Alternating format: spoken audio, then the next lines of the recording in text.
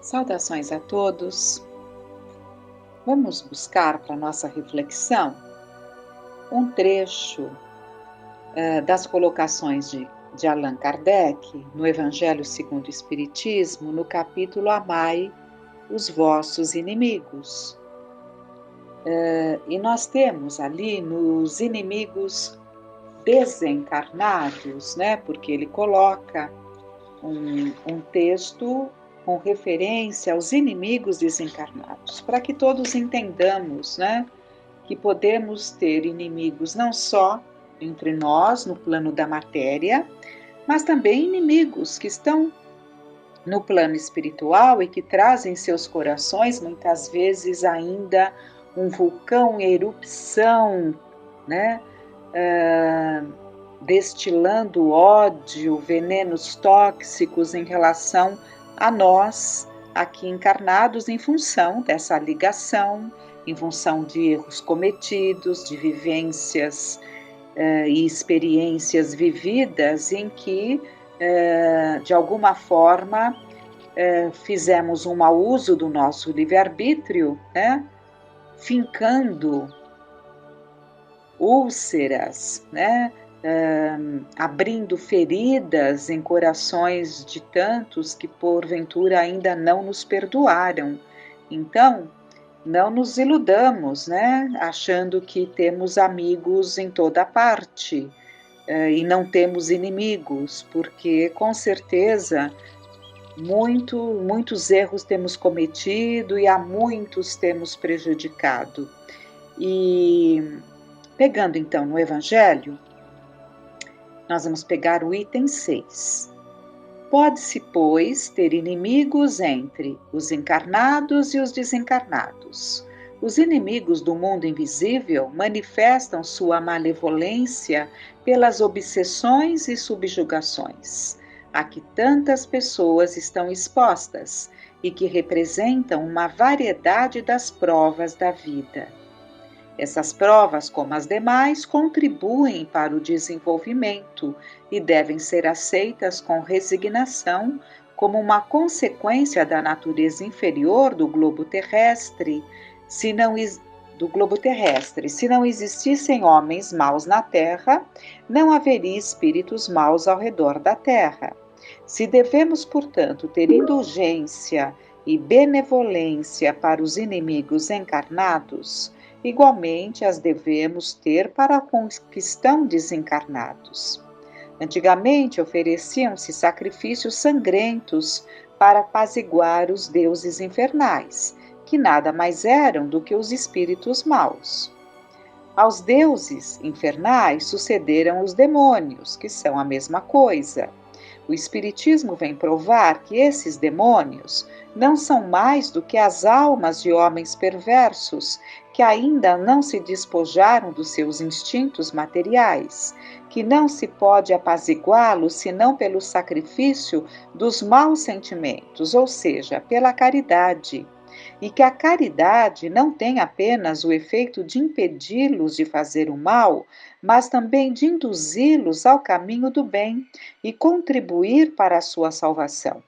É assim que a máxima "amai os vossos inimigos" não fica circunscrita ao círculo estreito da terra e da vida presente, mas integra na grande lei da solidariedade e da fraternidade, mas integra-se na grande lei da solidariedade e da fraternidade universais. Então, Kardec coloca aqui que não bastam as oferendas que se acreditava, né, que apaziguaria ali os espíritos maus, de modo algum, né?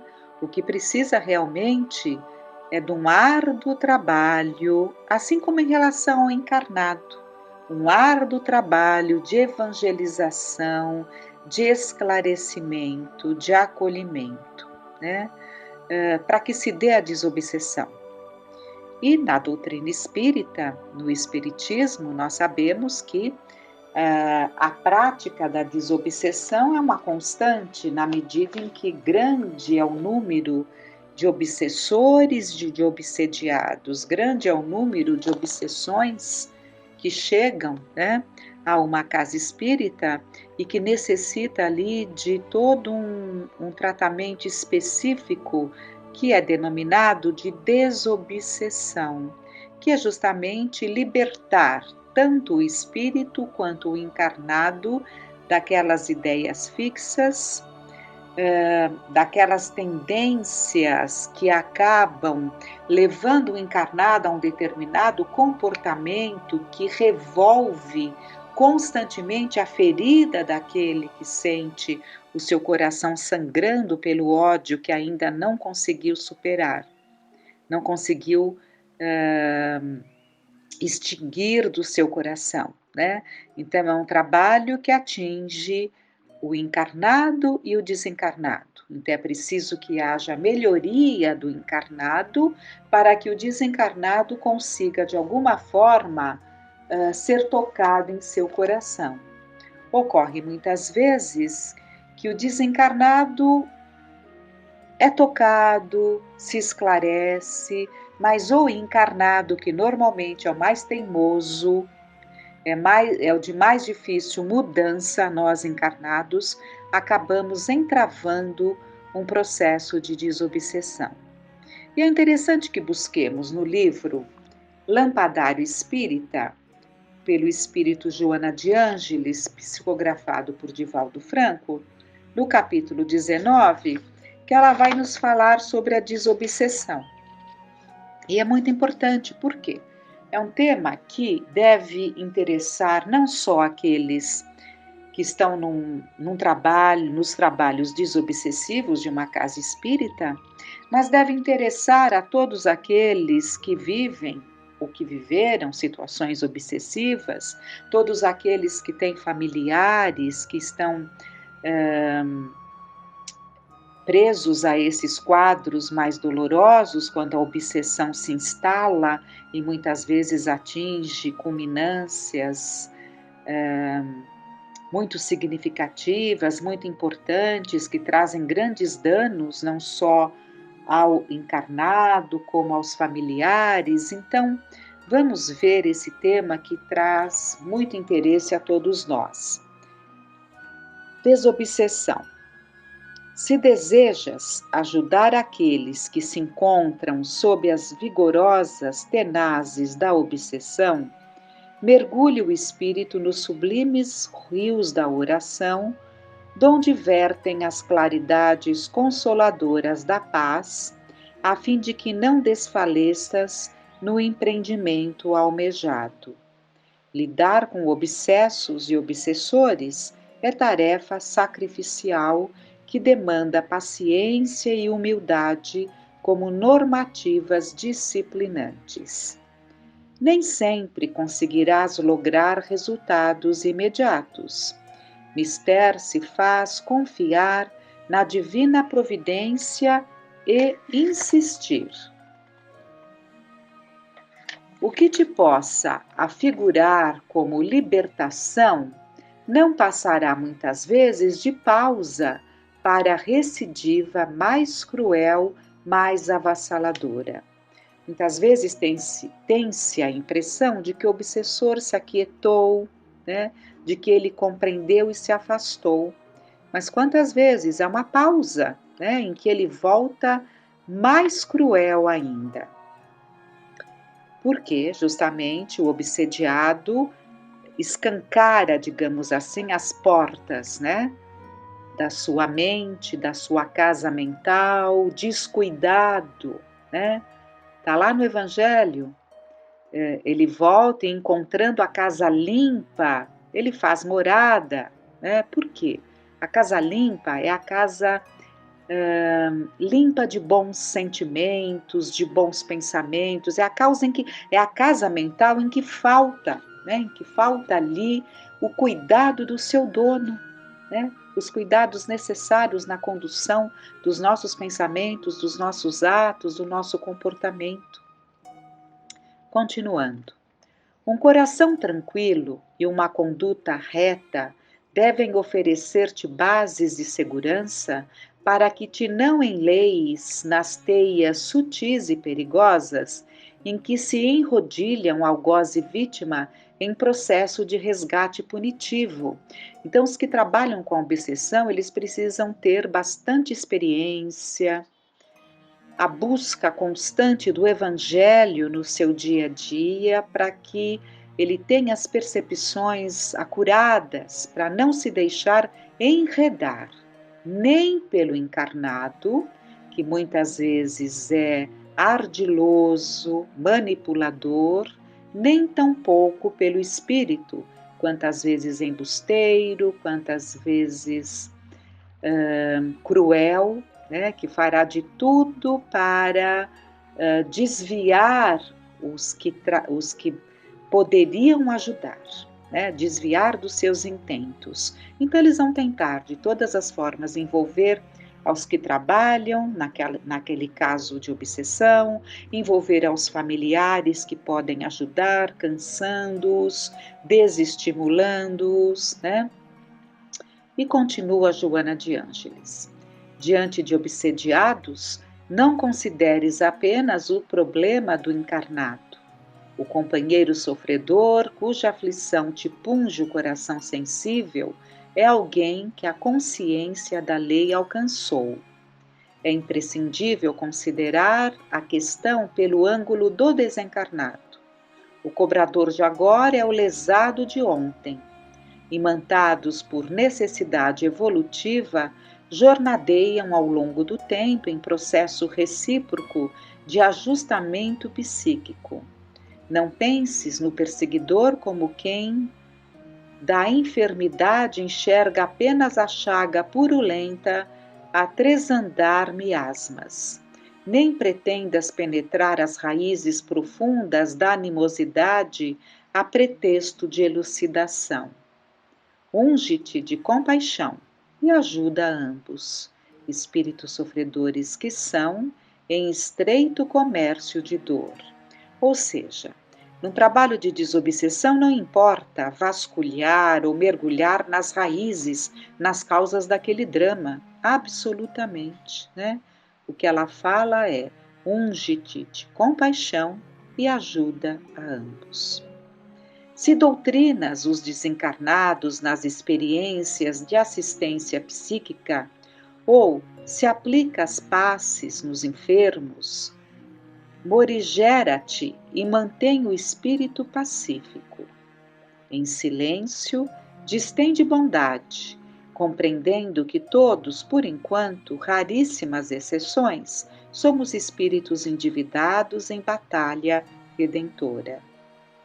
Invariavelmente, o problema da obsessão é quesito atormentante do obsesso.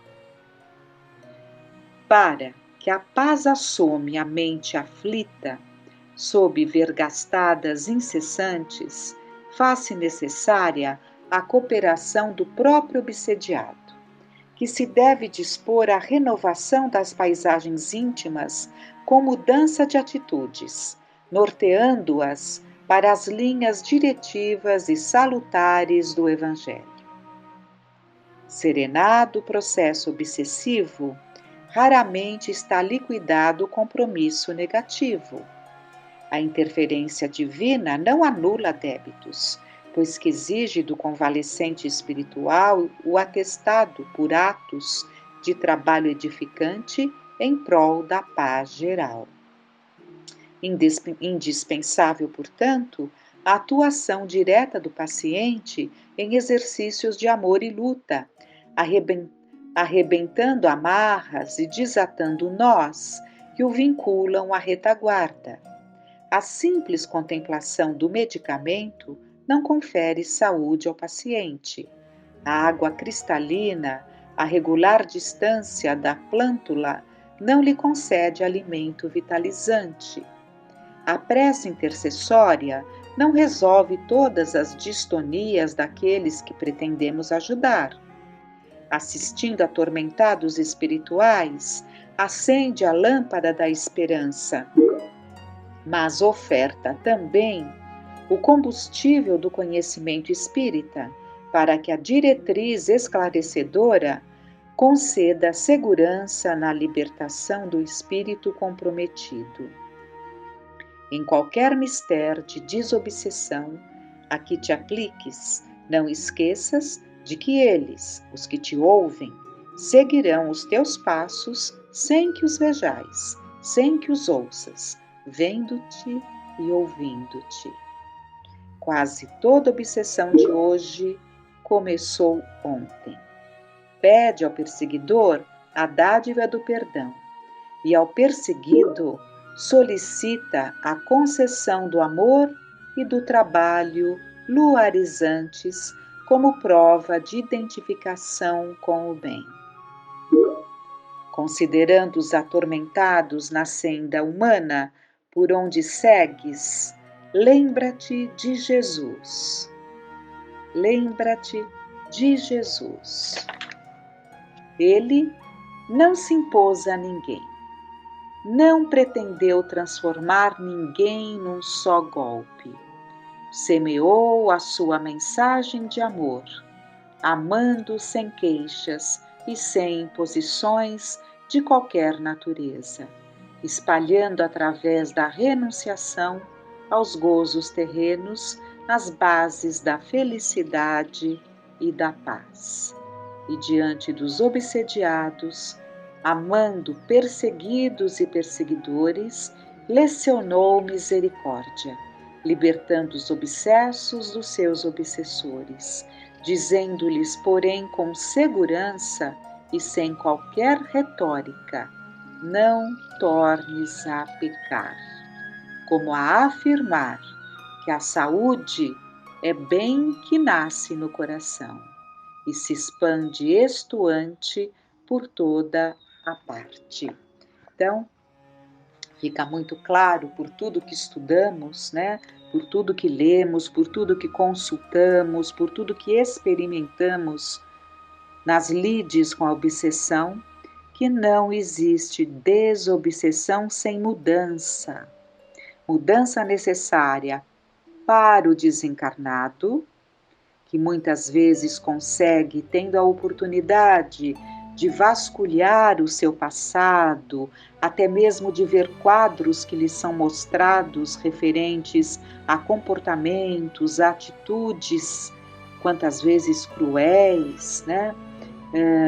No passado, e reconhecem-se, né? Reconhecem-se, porque normalmente, enquanto nos sentimos vítimas, nos sentimos santos, né? Mas quando somos levados a mergulharmos em nós mesmos, né? Vasculhando o nosso passado, e é nos mostrado situações que não queremos que venham à tona, mas elas vêm, né?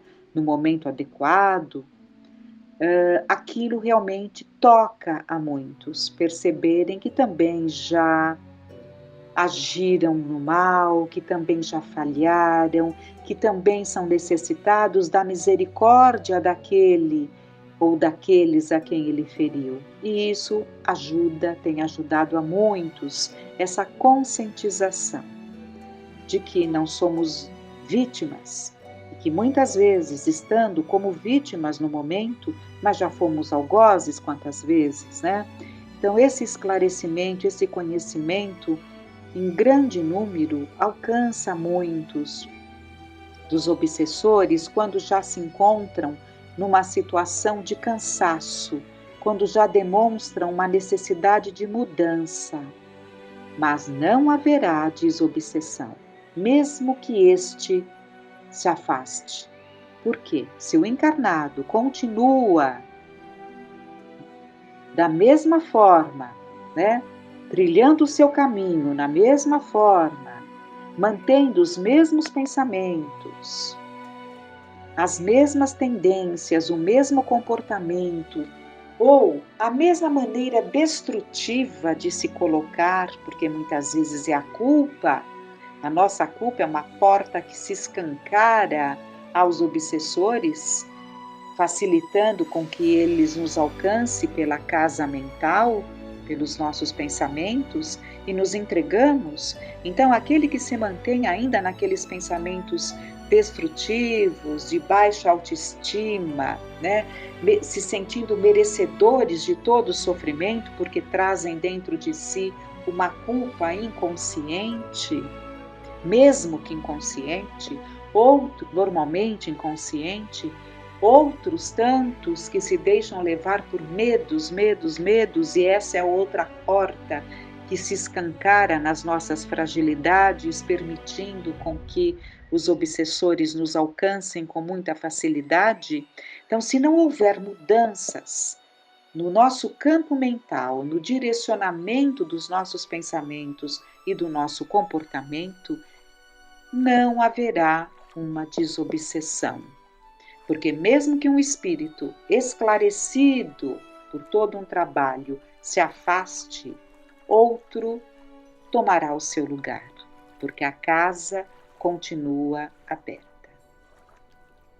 Então, que tenhamos esse conhecimento, acordando para as nossas responsabilidades e compreendendo o quanto devemos cuidar, não só da nossa saúde, do nosso corpo físico, mas também, e muito, porque o nosso corpo físico, na verdade, reflete aquilo que vai em nossa alma e em nosso coração.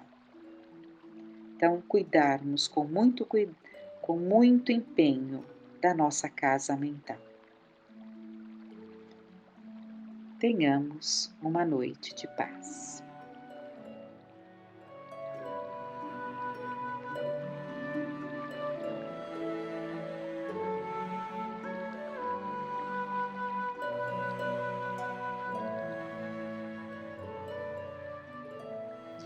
Olá a todos.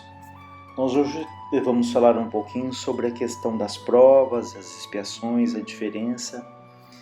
E no livro Consolador, que tem mensagens de Emmanuel, com psicografia do Chico Xavier, ele diz: a provação é a luta que ensina ao discípulo rebelde e preguiçoso a estrada do trabalho e da edificação espiritual. A expiação é a pena imposta a um malfeitor que comete um crime, ou seja, as provas são como obstáculos, testes que impulsionam o espírito para o progresso. Então nós podemos pensar nas provas, naquilo que nos fortalecem, testam a nossa paciência, o nosso compromisso, o desapego. São aquelas situações em que nós, se passamos por elas, por essas provas, é como um aluno ali que ele estuda, ele faz a prova para mudar ali de nível, para ir para uma outra fase do conhecimento. Mas para que ele passe de ano de graduação, ele precisa fazer essa prova, ele precisa ser aprovado, ser bem-sucedido, né? Já a expiação, ela está muito ligada ali àquilo que nós fizemos, ao resultado, à consequência das nossas ações. É a lei da ação e da reação. Então, para ficar mais clara essa questão, nós podemos pensar, por exemplo, na riqueza.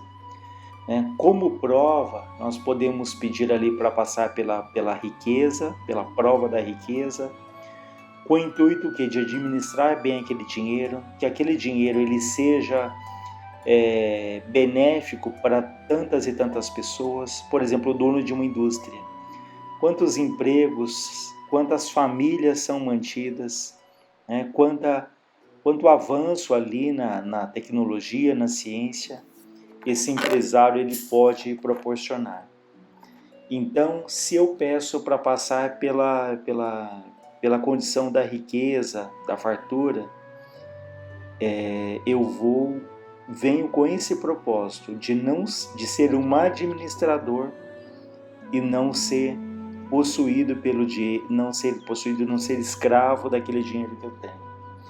Mas se nessa existência eu faço um mau uso desse dinheiro, eu, por exemplo, acabo roubando as pessoas, enganando, se apossando ali de uma herança, por exemplo, que não pertenceria só a mim, mas a irmãos, por exemplo, e eu crio mecanismos que eu engane, Então, numa outra existência, eu posso passar ali por situações de pobreza, de penúria, né, em que nada ou quase nada do ponto de vista financeiro vai dar certo na minha vida, ainda que eu me esforce, que eu faça o máximo, ou seja, eu vou ter grandes dificuldades nessa área. Então, a partir do momento em que eu fiz um mau uso, isso numa outra existência passa a ser o quê? Uma expiação.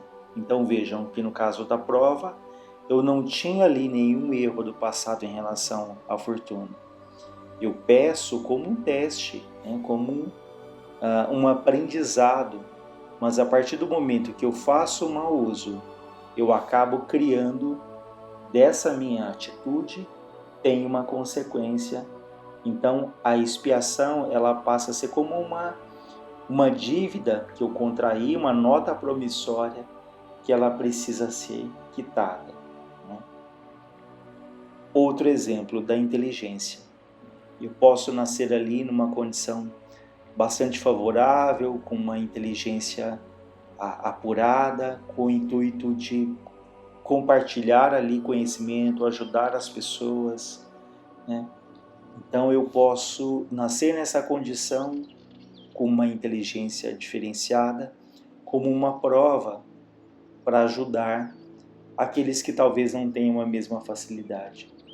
Mas se eu uso essa minha inteligência para que eu possa manipular outras pessoas, né? Eu uso essa inteligência também para enganar. Numa outra encarnação, eu posso nascer, por exemplo, com limitação cerebral, com sérias dificuldades ali, com deficiências que impedem um raciocínio lógico, né? Então, eu posso nascer numa outra encarnação se eu fiz um mau uso, e aí passa a ser então uma expiação. Então, a prova ela tem a função de nos projetar para o futuro, de nos fazer crescer, e a gente pode pensar na expiação quando a gente dá um passo atrás no sentido de que eu tenho que resgatar alguma coisa de algum comportamento inadequado, né, de alguma atitude difícil que gera no futuro uma consequência. Então, são alguns exemplos ali que nos ajudam a entender um pouco. Então, a expiação ela é fruto de alguma coisa que precisa ser ressarcida. Então, toda expiação ela também se torna uma prova, mas nem toda prova é uma expiação, porque a prova ela pode ser ali, muitas vezes é alguma coisa que nós escolhemos, uma coisa que nós pedimos, mas que não necessariamente essa prova está ligada ali a alguma coisa do passado, a uma consequência de alguma atitude, né? Então, por exemplo, se eu me suicido, se eu me jogo de grandes alturas, eu vou provavelmente nascer numa outra existência com sérias limitações físicas, né? Talvez ali com com nanismo, ou talvez com distrofia muscular progressiva, que é uma doença que gradativamente vai se perdendo ali toda a força muscular, os movimentos. Isso não quer dizer, vale ressaltar aqui, de que todo anão, ou de que toda pessoa que teve uma distrofia, ela foi um suicida. Não é isso. A gente está falando de situações que podem acontecer.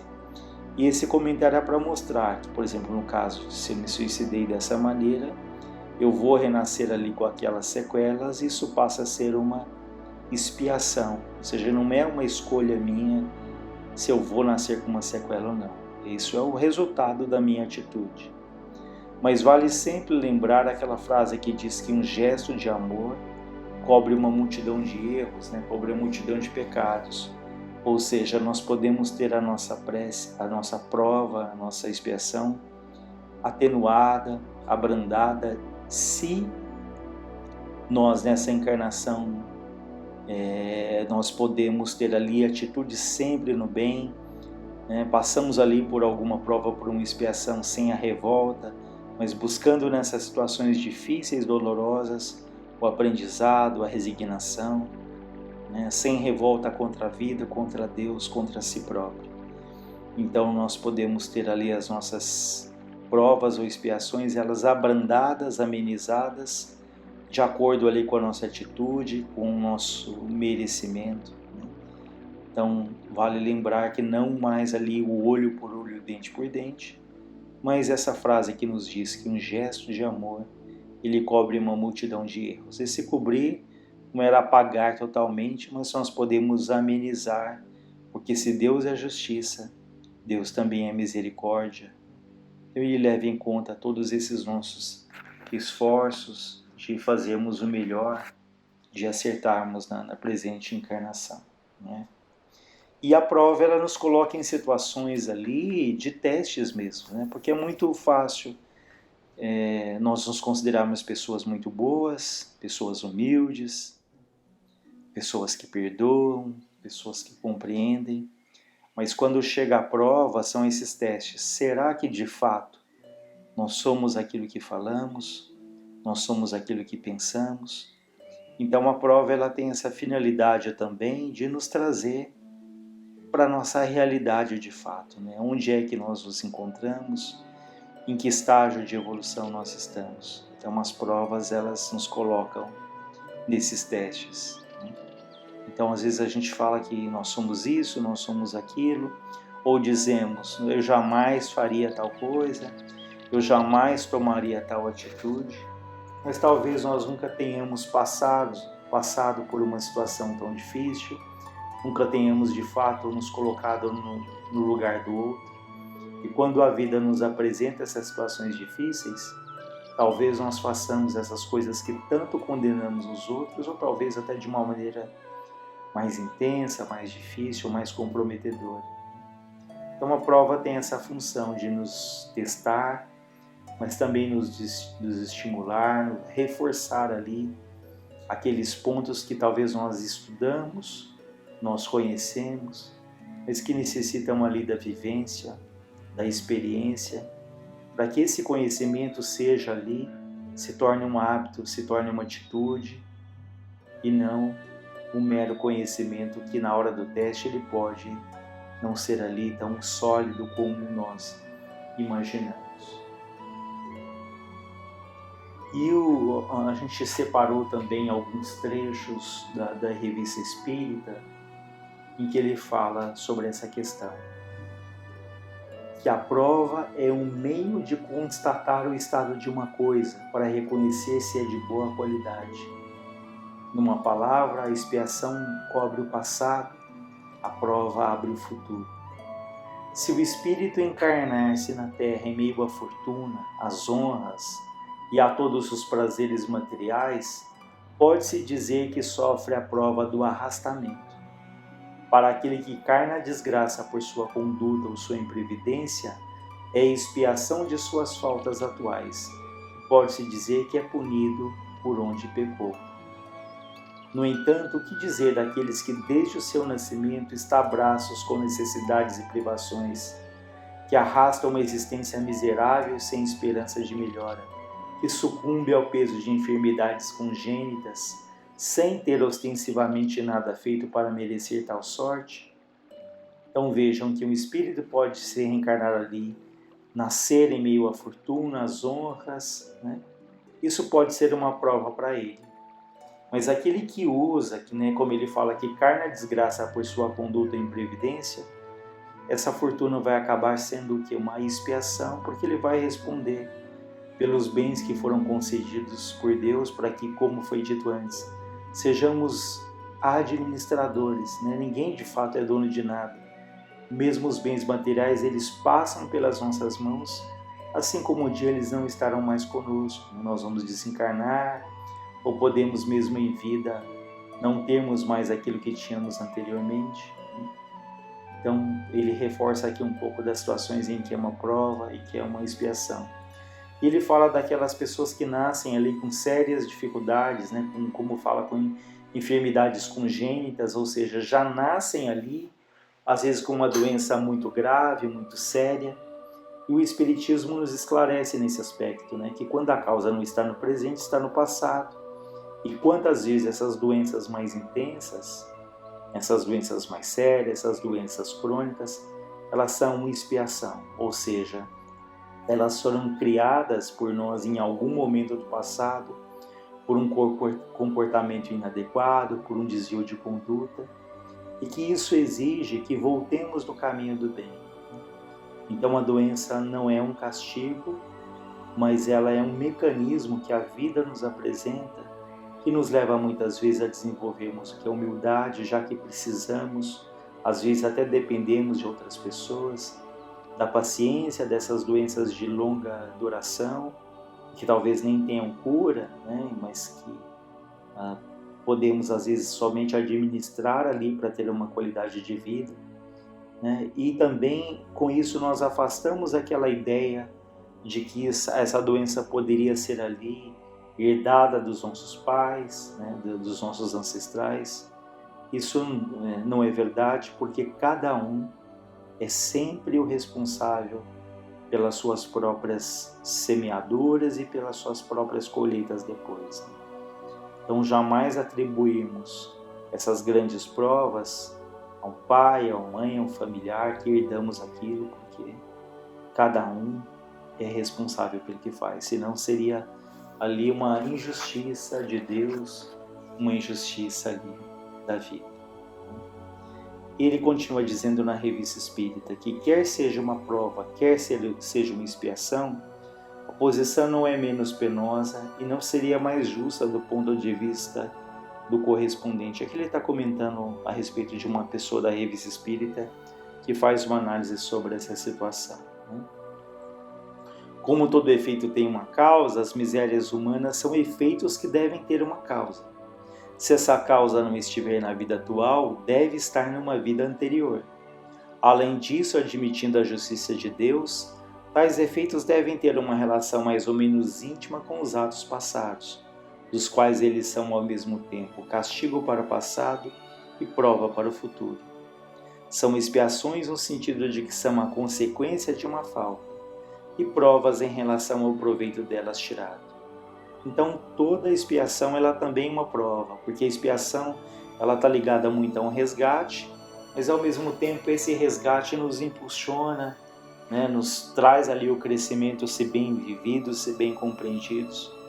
Né? Então é um resgate do passado, mas que, se bem aproveitado, isso nos traz ali o crescimento e o aprendizado para o futuro. Diz-nos a razão que Deus não pode ferir o inocente. Logo, se somos feridos e se não somos inocentes, o mal que sentimos é o castigo e a maneira de suportá-lo é a prova.